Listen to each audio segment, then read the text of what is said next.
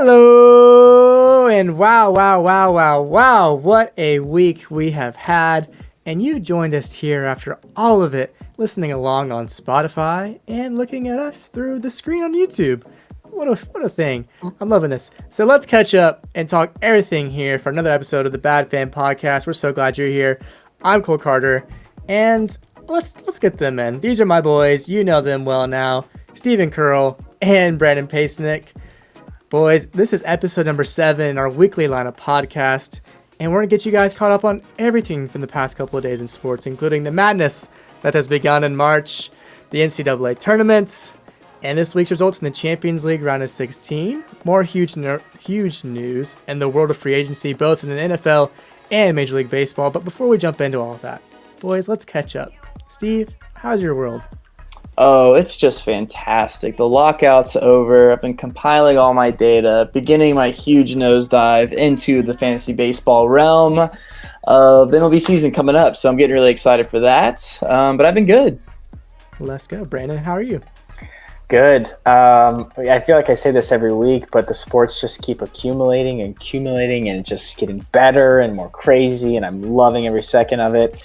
And it's hard to keep up. It really is.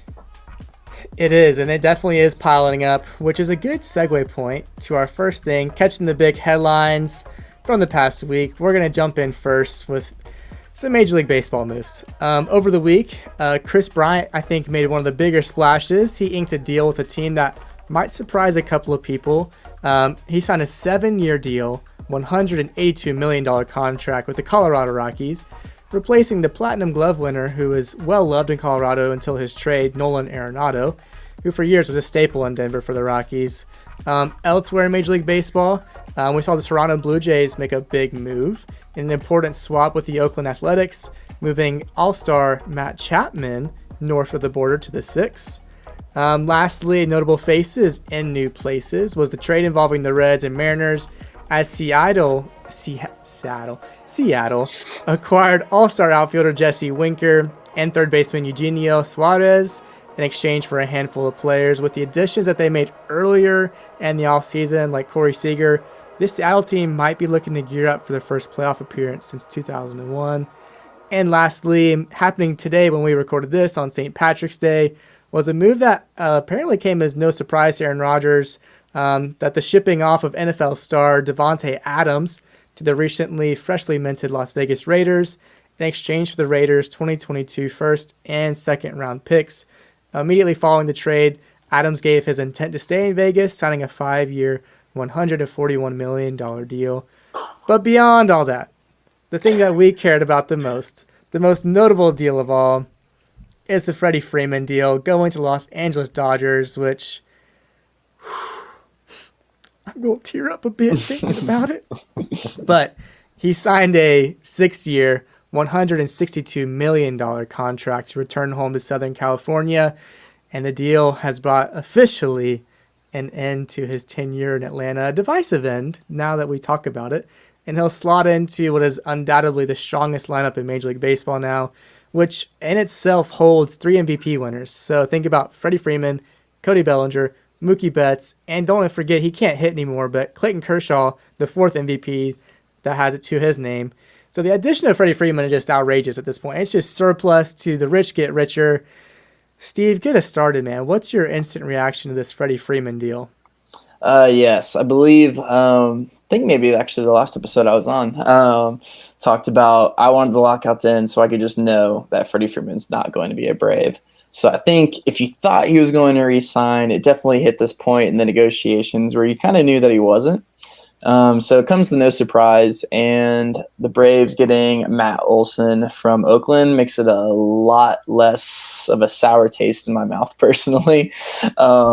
Trading for Olson and getting that extension for him, it's sad. It's the logical point in baseball. If you take your heart out of it, it didn't really make sense to keep Freddie on the money that he was asking for. Did he deserve it? Yes.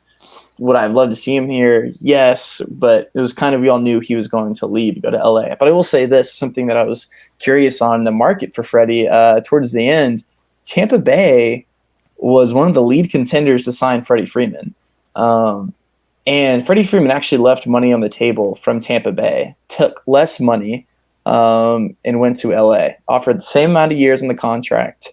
He signed a $162 million deal, but a lot of that, I think like $14 million is going away to income tax. And if he would have signed his 6-year, I believe Tampa Bay offered $150 million. I mean, he left money on the table to one of the most successful teams in baseball since 2008, more successful than LA. In that time period, granted the World Series in a weird COVID year, but not a real World Series. Yeah, so I think that kind of struck me. Tampa Bay being laid in there in the push was really exciting. And me, I'm also Tampa Bay Rays are my American League team. It kind of would have been the best of both worlds given the situation. But he joins LA. Big part of that lineup. It's a scary lineup. But yeah, I can't wait for LA to be chose to win it all and not do it. So they're the easy favorites. But Brandon, what are your thoughts on this whole Freddie Freeman ordeal? Yeah, I think it was written on the wall as just kept dragging out and dragging out. If anybody thought he was going to go anywhere else, I don't know. It just didn't. I just couldn't see him going anywhere else. It just made the most sense. Like I said, his last big move, his family, his wife probably wants to be out there. You know, the beautiful weather. Like it just all makes sense. And this might be the best baseball roster we've ever seen. Who knows? So there might be a lot more trophies in his future, and I'm sure that's something that went into his mindset. But yeah, a lot of those other deals you mentioned earlier, not Freddie Freeman, but like Chris Bryant and stuff, those are some weird deals too, which Steve will get to in another episode. But yeah, this Freddie Freeman one, it's emotionally sucks. But we all like the guy and we hope he has a good rest of his career. Well, this brings me to my question. Tell me, hypothetically, if you were to be there on, I think it's Friday, June 24th, the Dodgers are coming to town. Freddie will receive his World Series ring, but he comes up to the plate, his first at-bat in Dodger blue at Truist Park in Atlanta. What are you doing when he comes to the plate? Are you booing? Are you cheering? Are you crying? What's happening? Oh, it's all cheers. It's all cheers. I'm throwing a beer at somebody that boos. Yeah, I mean, it's got to be all cheers. You might have a couple of misguided Braves fans saying, "Oh, why didn't he stay?" That don't really understand the ins and outs of baseball, but should be nothing but a warm reception for Freddie. I asked for forgiveness when I post on Instagram, but he'll get the cheers early on. But as time goes on and he comes in Dodger blue, I won't be surprised if those boos start coming from me. Yeah. I'm just saying. I think we're going to see them in the postseason a lot more in the next couple of years. So yeah, we'll have some more run-ins with Freddie. It'll all wear off, and we'll those boos will certainly be raining down anytime those Dodgers come to town. Yeah. Aside from Freddie Freeman, aside from the baseball news, I don't know if you guys realize this, but it's March. We just celebrated St. Patrick's Day yesterday as you're watching or listening to this now. But basketball is in full swing. The NCAA tournament is happening. And if you've been paying any attention, if you've been under a rock, I'm sorry, you've been missing some awesome games so far. But potentially one of the biggest upsets in the tournament's history. You know, arguably you had the 16 seed finally beating a 1 seed with Virginia the other year. But 15 seeded St. Peter's Peacocks defeated one of college basketball's historically great teams and the 2 seeded Kentucky Wildcats. This game was a thriller. It took to overtime to settle this affair, and the Wildcats looked domestic against a hungry Peacocks team that came ready to play, which unseated them from the tournament. Kentucky's gone. The Peacocks move on. But it started to make me think, what NCAA tournament game sticks out to you guys as a classic in your mind? For me, I immediately think it was 2015, our favorite school that we attended, Georgia State. I'm seeing R.J. Hunter in front of his dad, draining that winner against Baylor to send them to the next round. That thing sticks out in my mind. For the rest of my life, it will. What about you guys? For me, there's a couple crazy upsets that we've seen. But Mercer versus Duke in 2014, I was talking about this the other day with a friend, but I was in my high school cafeteria, and they had a projector screen, and so we're all watching it as it unfolded, and it was awesome. I won't forget that. So that's probably the one that sticks in my mind the most. Steve, do you ever watch basketball? I was just getting ready to say, I'm not the biggest college basketball guy, but I will contribute here. Was it the championship game? Was it Villanova and UNC where they literally hit, I think, like back-to-back threes to end the game? It was like one to do the lead change, and who was it, Villanova or UNC? This is where I need to rely on you guys. Villanova hit the 3-point to win the championship on a Yes, right after North Carolina had hit one. It was, I mean, even me, basketball snaps. No, but even though it was an incredible game. And I'm also reminding of DeMarcus Simons at Georgia State. I believe Cincinnati is who Georgia State got drawn against in that tournament. And I think he had the team's first 13 points. And at one point was slapping the floor of the court. Saying like, I'm like that, or you can't guard me. It's true. Well, that's what's great about March Madness. It can turn people that don't watch basketball all year directly to the TV. It sucks you in. It makes you think you can be an expert by doing the bracket picks, and then like literally 6 games in, there's like 100 games out of 1 million picks that people have perfect still. But yeah, a little closer to home, where the 3 of us went to college. The 16th seed coming in, which itself might have been a little controversial if you've been following seeding in the past, know a little bit about how the tournament works.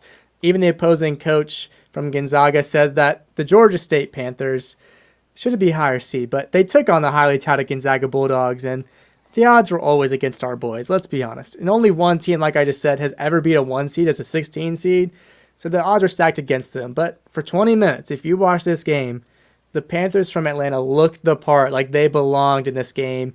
But really, unfortunately for them, they were hampered by a huge injury to forward Alil Insosime in the first half that just caused G-State to play undersized the rest of the game. Got in some foul trouble, and ultimately Gonzaga went on like a 21-point run that's just insurmountable, as Georgia State, their dreams of dancing were cut short. But Brandon, you and I were texting through this whole thing, watching it back and forth. What are the feelings that these two teams should have after watching this game? I'll start with Georgia State. What a crazy end to the season. Had a terrible start to the season, ended the year on a 10-game winning streak. If you don't know, Sun Belt conference champions get an automatic bid. Nobody else from the conference gets a bid, unless you probably went undefeated or something crazy. But that doesn't happen in the Sun Belt. So they had to win it all to get in. And they did. And of course, 16 seed, such a weird seeding. It's probably one of the best 16 seeds we've ever seen, with, I think, 4 starting seniors. So it's going to be really sad to see them go because they were so good. And you saw that today for 20 to 30 minutes. They were just so good. But when Saseme went out, I sort of knew, like, that is going to be – he's the only one that could body their forwards. So who are very, very good. They're their 2 best players. And honestly, as far as I'm concerned, they're only players. So Georgia State, great season, can be happy. A lot of young guys coming through. Hopefully they learned a lot through this whole process in this season and can take it into next year. Gonzaga, on the other hand, they're going to get bounced, man. They are not tough enough. They cannot shoot well enough, because there are other teams like Memphis who they're going to play next, who are big, physical, fast, and can match them on all fronts. Each game is its own beast when you get to the tournament, right? What is it? You have to win 6 straight or something crazy. Mm-hmm. So that's hard enough as is in like normal season. But when you get to the tournament, everybody's fighting. I don't know, but I think they're going to get bounced. If you have them winning it all, and I could come back to eat my words, but if you have them winning it all, your bracket's not lasting. It's busted. Yeah, I mean, gosh, it's so unfair. They had that one kid that's like 7'1", 200 pounds. He's lankier than Steven is. And if you know Steven, our boy is lanky. I mean, the kid just like, once we had no forwards left, we got into foul trouble. They really just maneuvered us in the paint. And going on that 20-1-0 run was just too much for the Panthers.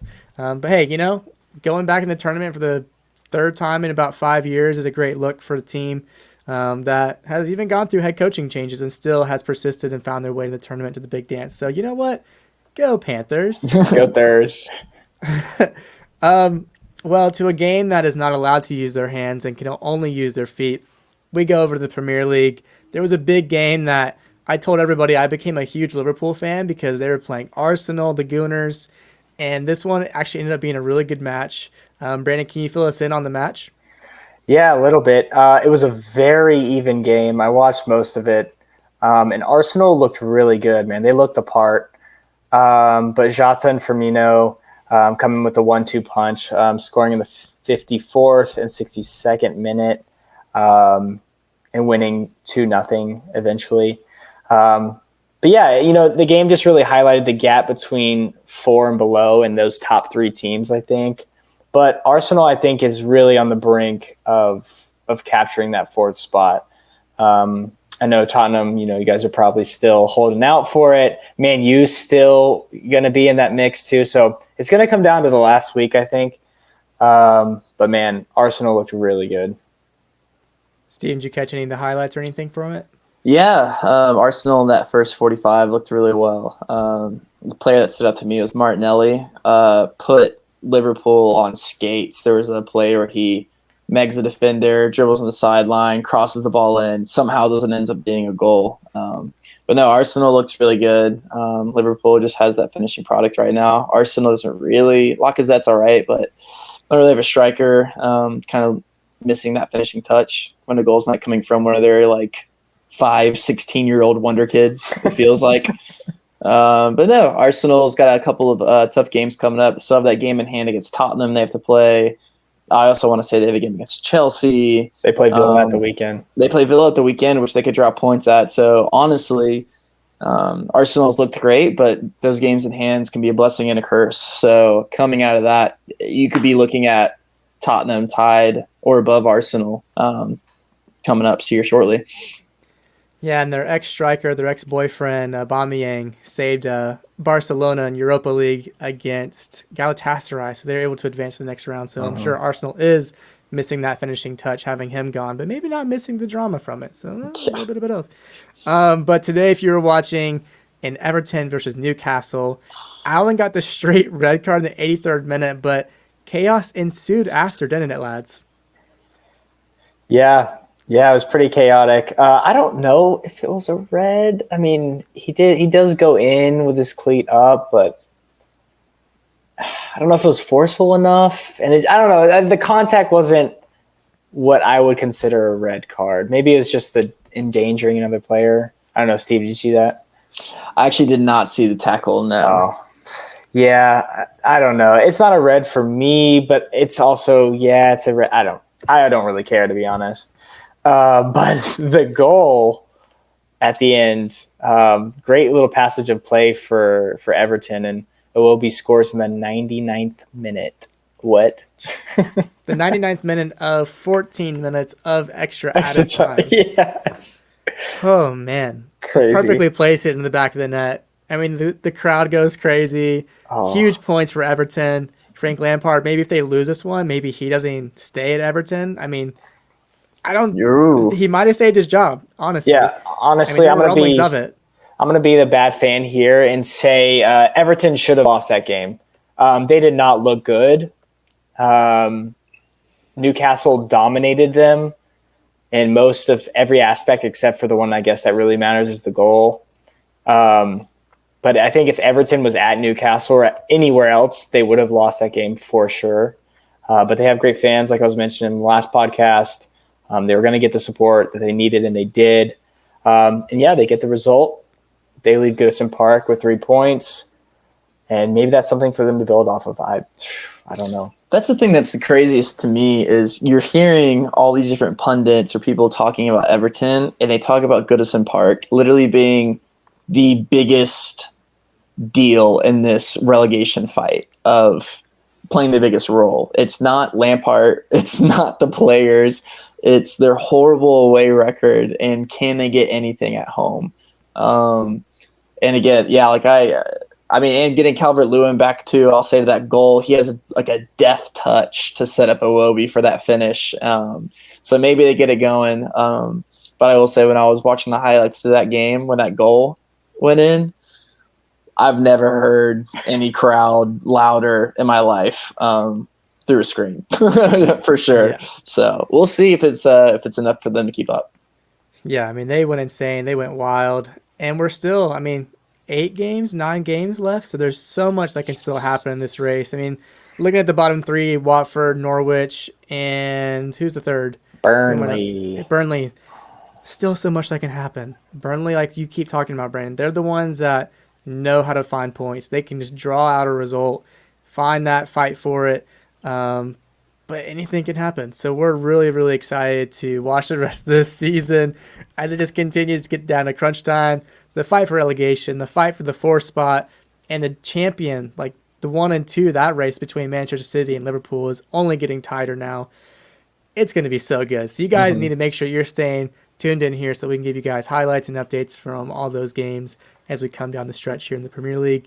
But in the Champions League, UEFA Champions League, that is, we talked a little bit about it the other day, kind of previewing it, but as things have happened, Juventus have faltered against Villarreal, a team very similar to the past 4 teams that they've been knocked out of the tournament. Steven, that's a reference to Dracula because of who?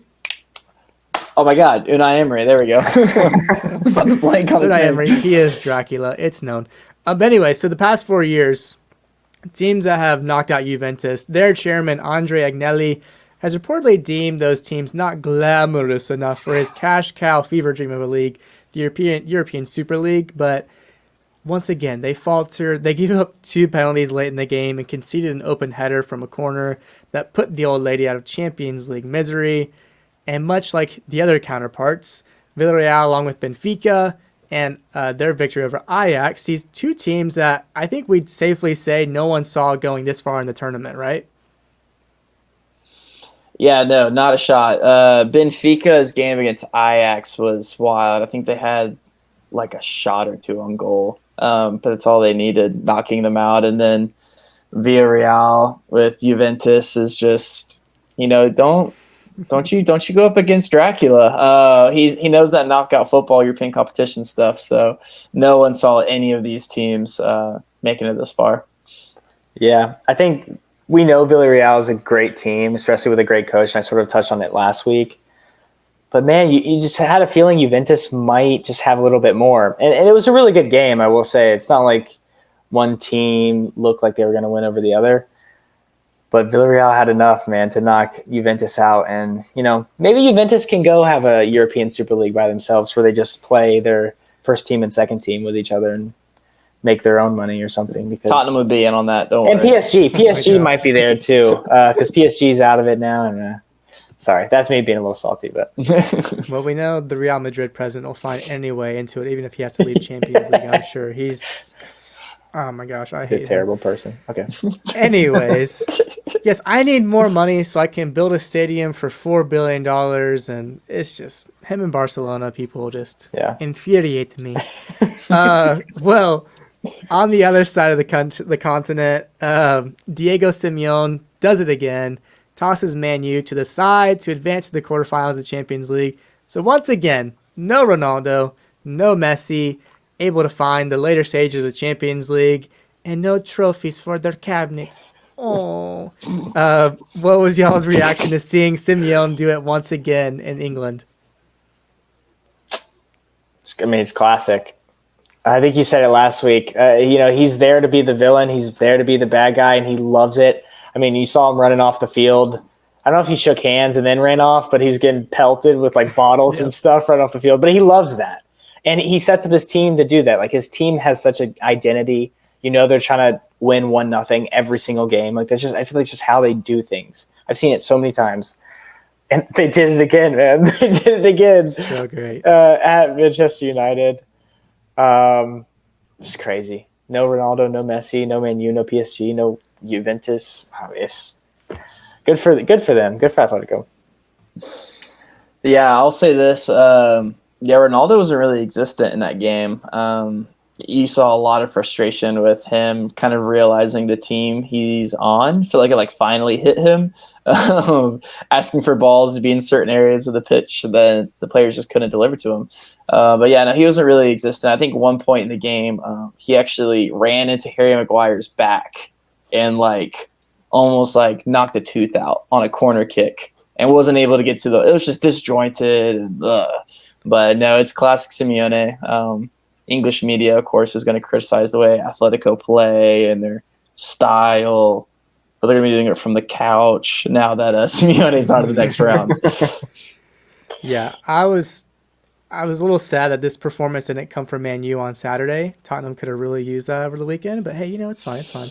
It does feel good to see Simeone do it again as the villain, once again unseating an English team later in the tournament. But yeah, like we said, this is a different quarterfinals of the Champions League. So it'll be interesting to see how it all plays out. I mean, there's so much that can still happen. A lot of great games yet to play. We'll see what the draw looks like. I assume coming up, we'll see what the matchups end up being. But, man, Champions League is just the best, isn't it? That's great. Now, a different Champions League, maybe one a little more foreign to people, but this takes place on the North and Central American continents. And I only caught a little bit of the games. I watched a lot of the Montreal Cruz Azul game. That one ended a 1-1 draw, but saw Montreal slide out of the competition. Which one of you two wants to take it and give us a rundown of what happened in the CONCACAF Champions League? Me? Okay. Yeah, you're up. So Cruz Azul, like I said, they're just better than Montreal, I think. They go through. Sounders, they do what we thought all MLS teams in their position would have done, and they just look like the best team going forward. They end up winning the series 4-1 on aggregate against Lyon. NYCFC should have coasted, like I said, but in the end they tie on aggregate 5-5 to Comunicaciones, which I didn't watch the game, but that is just terrible. I mean, Comunicaciones is just not NYCFC, man. Like, there's levels, right? And when you're up, what was it, 3-0? They were up 3-0 from the first. I think maybe leg? one goal. Oh. Comunicaciones had one goal. 3-1 maybe. Yeah, like, you got to put it away. No matter where you're playing, who you're playing, you got to put it away. And they didn't necessarily in a lot of ways. I think Castellanos had a nasty free kick goal. Did you see that? Yeah, I'll say this. That free kick goal was absolutely insane. And even Comunicaciones had 2 banger goals against Sean Johnson where I think he just stood in place. I feel like there was like 3 goals that game from at least 30 yards out. That's awesome. So a crazy game in the CONCACAF Champions League. But NYCFC does go through because they have the away goal advantage. So very slimly, they slip on through. But an absolute shocker. Pumas dominate a very scared-looking New England Revolution and take it to penalties, which I guess there's no extra time. I didn't know that. If you're tied after regular time in the Champions League, it just goes straight to penalties. I didn't know that, so that was cool. And Pumas wins dramatically in penalties, which we all like, right? We don't have any skin in the game, so it's just fun to watch. Yeah.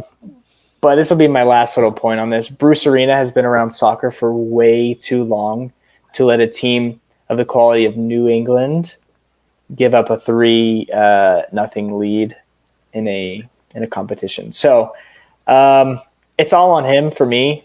I don't know how you guys feel, but that's embarrassing for Bruce Arena. That's embarrassing for New England. But I think it really comes back to the coaches.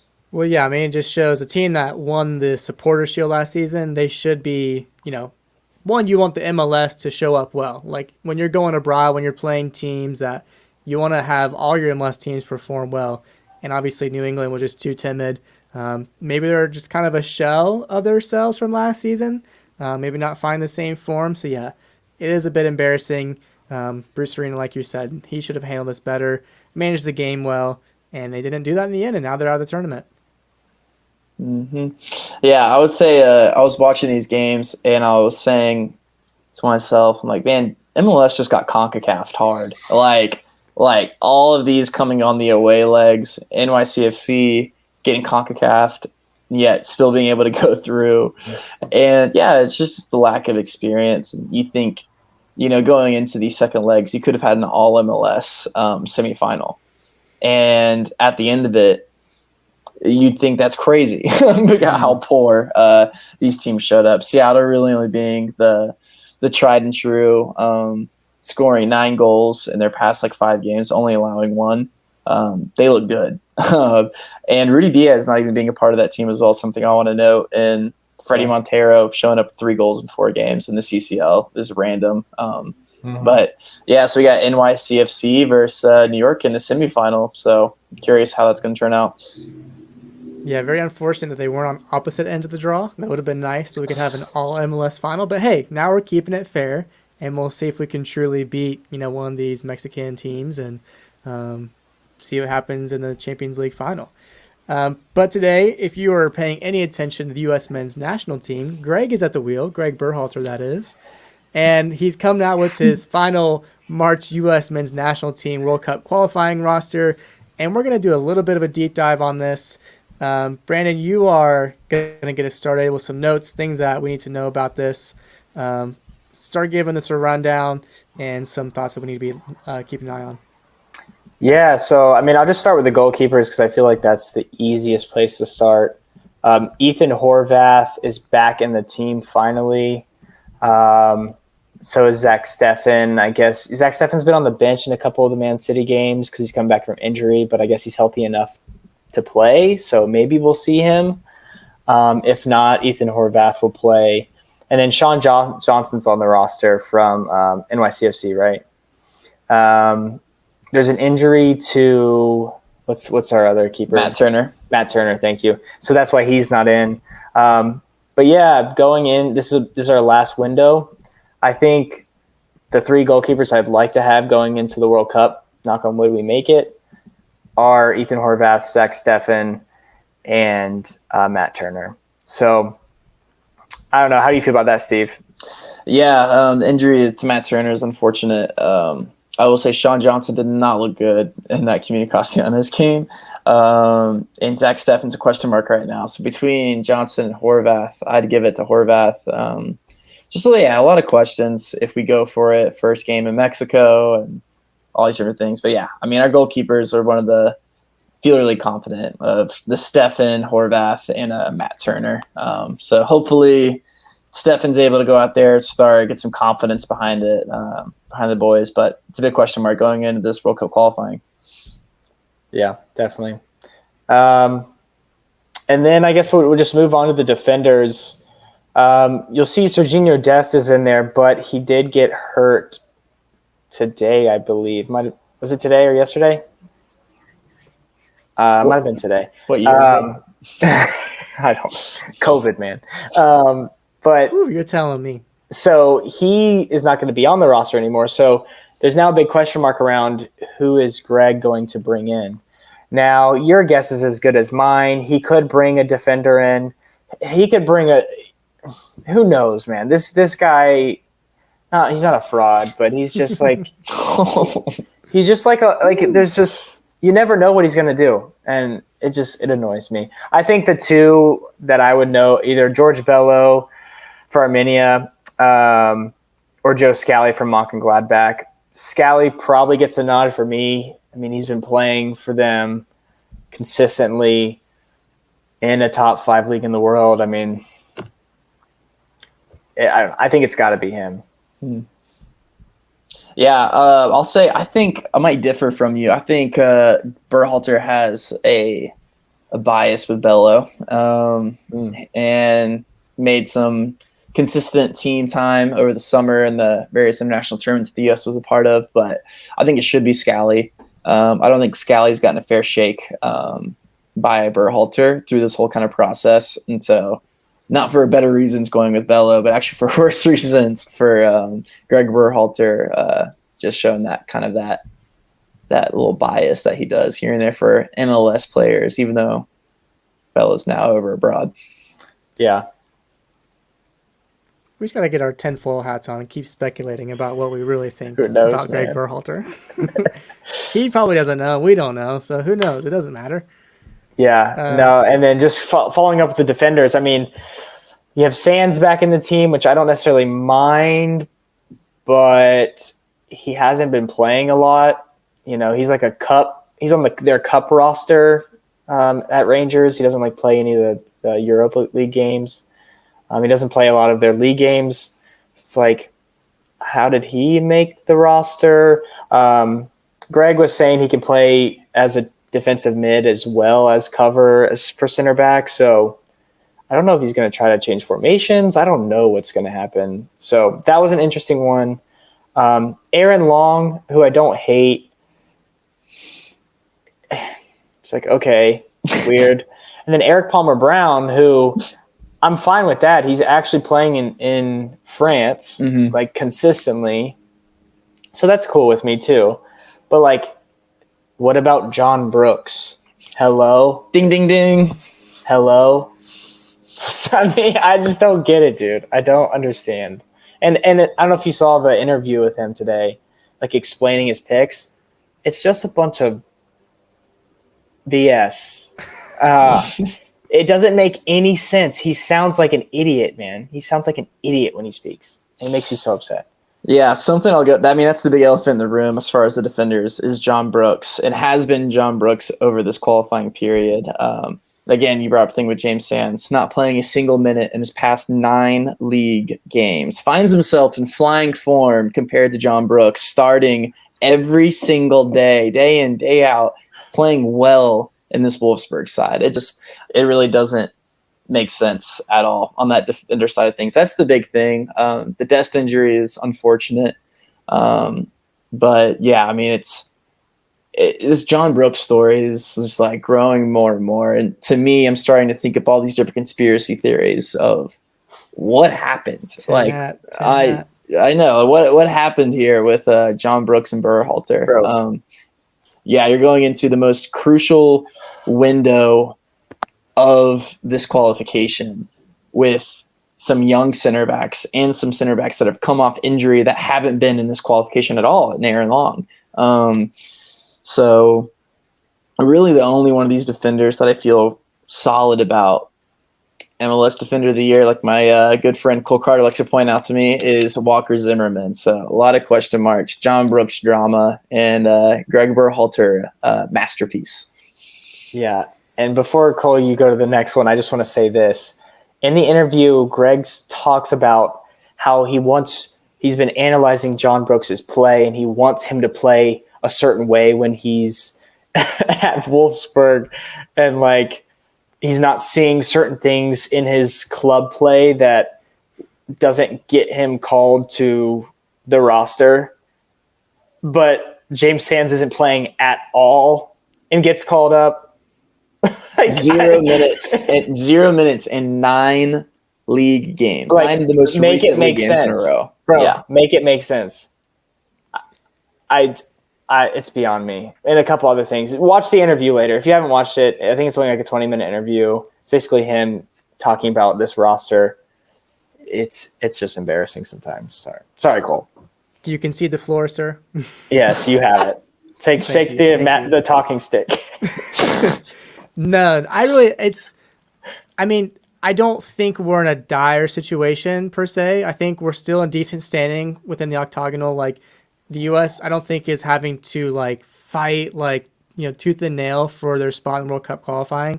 So I mean, obviously you're going to miss Weston McKennie. That's the biggest omission, obviously, and that's due to injury. It's not due to selection. So this team was going to look different no matter what without him. So you had to find someone to replace him with, and I guess maybe that is where you see a different defender come in. But it's still, like you guys are saying, it doesn't explain the John Brooks situation. But I mean, we'll probably honestly see a similar lineup, I'm going to guess, to what we threw out in January. Those same teams that played against Canada and what we saw in Columbus. So I feel okay. And we have the huge game. And the game against Mexico is it, right? I mean, that's going to be the biggest game. So you want to have the strongest lineup. And I guess if we're going to talk about it, do you guys think we have a good enough lineup to beat Mexico? That's the question, isn't it? So can we beat Mexico? Yeah, we can beat them. Yes. The way Gregg talks about it is like the people we call in for these call-ups is like some analyzed team that we think is going to be able to go out there and put in the performance that we expect to win. It's like, bro, just call up the best players we have and make them and put a team together and make those players win.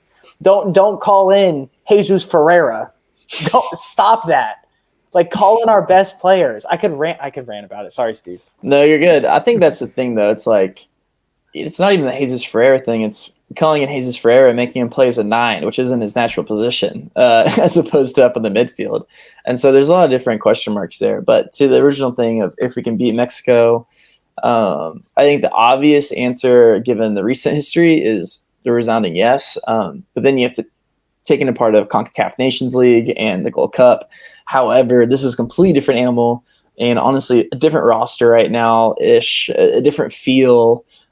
Everything's more dire. You still have that hangover from the last World Cup qualification on your back. And then the questions of striker. Bringing Jordan Pefok in. No Zardes.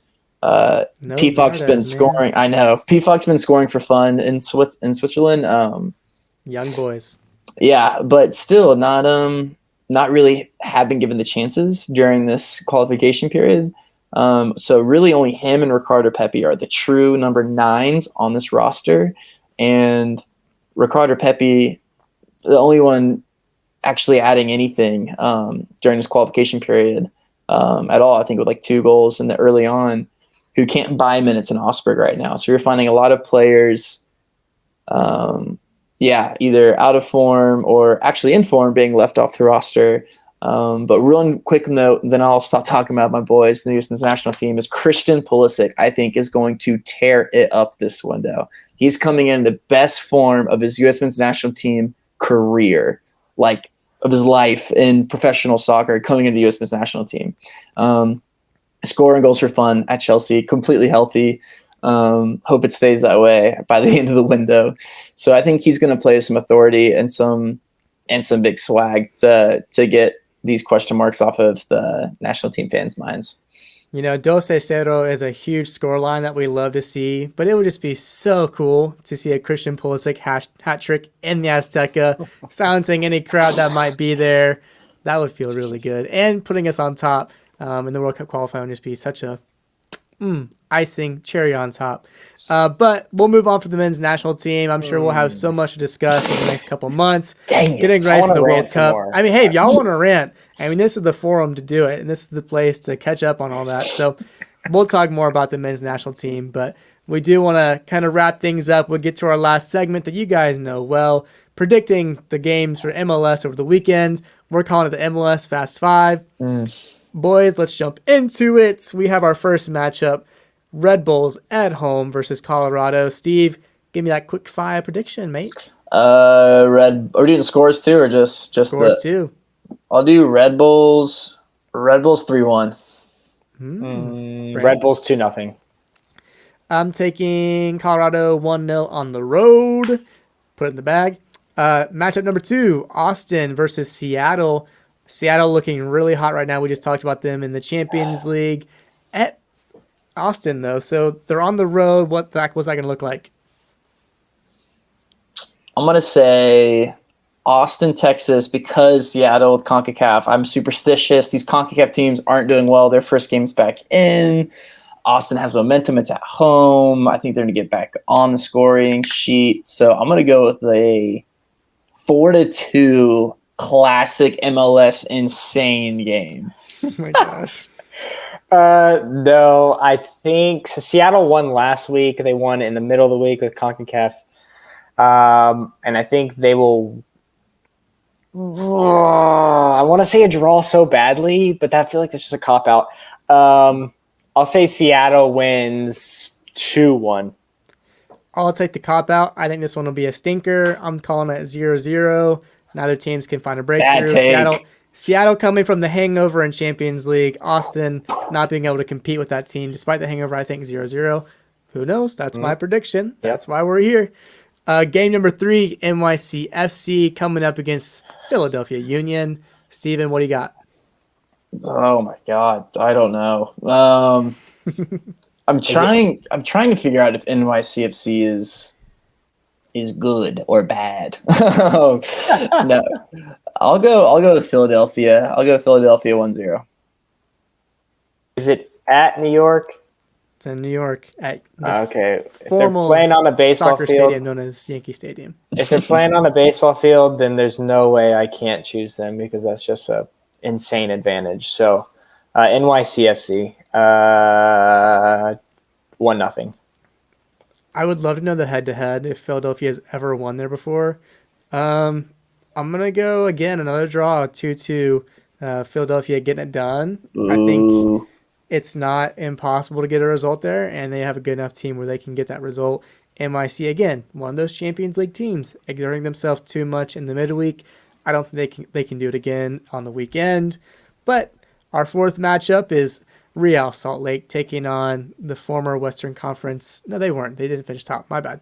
Nashville, not that good last season. They will this year. That's what they might do. This one, I think Nashville go in, take a 2-0 win over Real Salt Lake. Ooh. I think Real Salt Lake is pretty good this year. It's at Real Salt Lake. 1-0 Nashville. I go 2-1 Real Salt Lake. Hasn't lost yet in MLS. I think they're going to take down Nashville. And I was looking up other matchups for the weekend. Maybe I'm a little bit biased. I couldn't really find any other good matchups, so I threw in our homeboys. Atlanta at home against bottom dwellers Montreal, who also in the midweek were in Champions League, and they did not look great. I think Atlanta, if they can be healthy, if they put all their starters out, I think Atlanta can get this one a 3-0 victory, get a big win, get the crowd hyped in Atlanta. Brandon?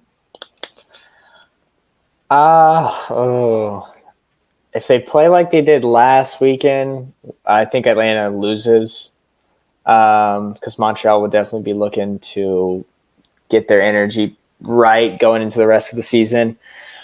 But I hate choosing against Atlanta. Someone has to do it eventually. We haven't tied this year, so I will say a 2-2 draw. I'm going with Cole. I think Montreal's bad right now. -6 goal differential, 0-3 this year. So I'm saying Atlanta 3-0. That's a good pick. That's a really good pick. Hey, but we all had different opinions, and we had some different ones that were kind of out there. That's our Mls Fast Five that hopefully you guys enjoy getting to hear our predictions, and we sort of keep score over the couple of weeks that we've been doing it. But yeah, guys, everyone that's been listening, this has been another episode of the Bad Fan Podcast. You've either been watching us on YouTube, which hello, or you've been listening to us on Spotify, and we really appreciate you guys making it this far in. This has been something that's been fun for us. We're continuing to enjoy making content for you guys. We've been posting some reels on Instagram, which we hope you guys enjoy and get a little bit of a laugh out of, especially this past one with NYCFC's little bitty poster that we made fun of. Little baby poster. But yeah, we really hope you guys continue to engage. If you've made it this far and you haven't subscribed to the channel or found us on Instagram, we really hope that you guys subscribe and follow us for more content that we can bring to you. And if you've been finding us on Spotify, we're really glad that you're listening along. But this is the end of episode 7 of our series of the Bad Fan Podcast. I've been your host, Cole Carter. He's been Stephen Curl. He's been Brandon Pacenik. And once again, we really appreciate you guys. We hope you stay well. Enjoy March Madness. Enjoy all the soccer. And keep up to date with all the off-season deals in baseball and NFL. And until next time, we'll see you then.